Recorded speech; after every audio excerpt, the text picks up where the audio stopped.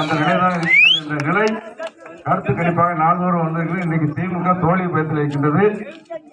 தூத்துக்குடி நாடாளுமன்ற தொகுதியில் நமது வெற்றி வேட்பாளர் சிவசாமி வேலுமணி அவர்கள் 2 லட்சத்துக்கு அதிகமான வாக்குகள் வித்தியாசத்தில் வெற்றி பெறப் போகின்ற நிலை இன்னைக்கு கண்கூடாக தெரிகின்றது.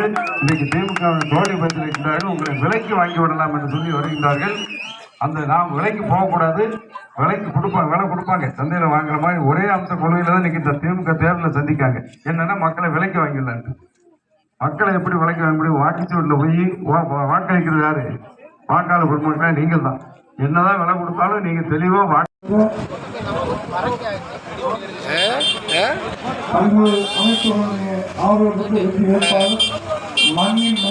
மண்ணில் ஒருவர் மண்ணோடு ஒருவர் நமக்காக ஒருவர்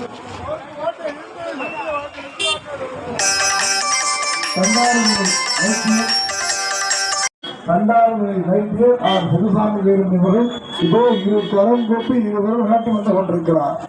சிரித்த முகத்தோடு கும்பிட்ட கரங்களோடு இரட்டை